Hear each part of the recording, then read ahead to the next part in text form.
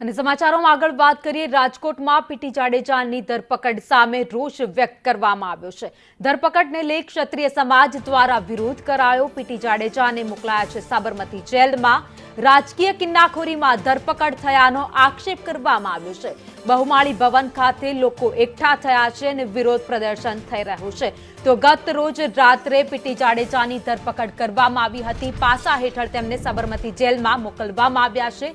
તો રાજકોટના બહુમાળી ભવન ખાતે અત્યારે ક્ષત્રિય સમાજના લોકો છે, આગેવાનો છે, તે એકઠા થયા છે અને વિરોધ પ્રદર્શન કરી રહ્યા છે। તો પીટી જાડેજા સાથે રાજકીય કિન્નાખોરી રાખી કાર્યવાહી થઈ હોય તેવા આક્ષેપ કરવામાં આવ્યા છે। ક્ષત્રિય આંદોલન સાથે પીટી જાડેજા આગેવાન થઈ જોડાયેલા હોવાથી તેમને ટાર્ગેટ કરવામાં આવ્યા હોવાનો પણ આરોપ લગાવવામાં આવી રહ્યો છે।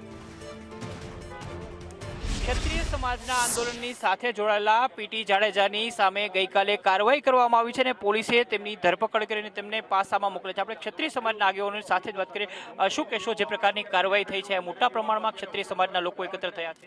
હજી તો ક્ષત્રિય સમાજ થોડી સંખ્યામાં અહીંયા ઉપસ્થિત રહ્યો છે, પણ આ બાબતે જો સરકાર અને તંત્ર પુનઃ વિચારણા નહીં કરે અને પીટી બાપુને નહીં છોડે તો આનું ખરેખર સરકારને પણ ભયંકર પરિણામ ભોગવવાનું રહેશે।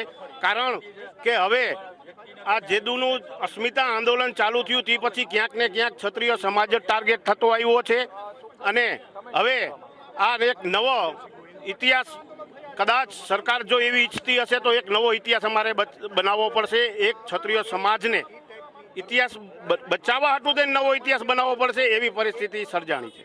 જે પ્રકારે તેમની સામે તાલુકા પોલીસ મથકની અંદર ફરિયાદ નોંધાઈ છે અને ત્યારબાદ પાસાની કાર્યવાહી, શું કોઈ નવા આંદોલનની વાત તમે કરી રહ્યા છો? નવું આંદોલનની વાત હાલ પૂરતી તો કોઈ છે નહીં, પણ જો આનું ચોક્કસ પરિણામ નહીં આવે તો અમે 100% આંદોલન તરફ વળશું। આપણી સાથે અન્ય લોકો પણ છે, આપણે તેમની સાથે પણ વાત કરીએ।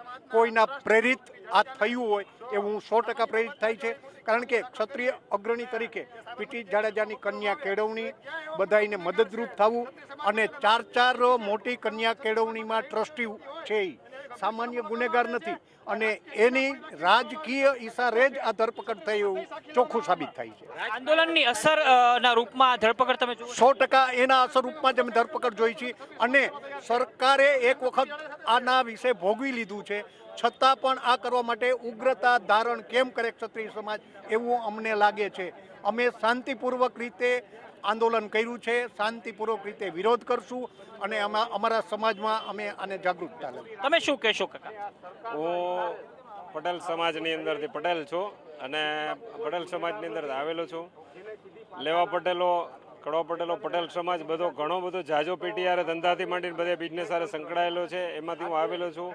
સારા માણસ છે, રાજકીય કિનાખોરીથી આમાં સંડોવી થઈ અને સામાન્ય બાબતમાંથી આ વરવું સ્વરૂપ આપી દીધેલું છે। બિલકુલ, તો અલગ અલગ સમાજના લોકો છે, પીટી જાડેજા સાથે જોડાયેલા લોકો છે, એ પણ છે આપણી સાથે। પદ્મિની વાળા જોડાશે, આપણે તેમની સાથે વાત કરશું। બેન, શું કહેશો તમે, જે પ્રકારે પીટીની સામે કાર્યવાહી થઈ છે? જી, ચોક્કસપણે ચોખ્ખું આમાં રાજકારણ દેખાય છે અને રાજકારણ કરાવ્યું છે કે એવો કોઈ ગુનો નહોતો, બરાબર છે, અને ખાલી એક નોટિસ આપી હતી કે 11 વાગે એમને હાજર રહેવાનું હતું, તો એની બદલે પાસાના કાગળ પણ તૈયાર થઈ ગયા અને રાતે તાત્કાલિક ધરપકડ કરી। તો આ નીતિ નિયમો સરકારશ્રીને હું અપીલ કરવા માગું છું કે નિયમો બધાય માટે સરખા રાખો। ગોંડલ પણ જો આવી બધી તકેદારી રાખતા હોય અને ગોંડલમાં જે જયરાજ પોતાની જે દેખાડે છે, તો ગોંડલ પણ આવું બધું રાખો।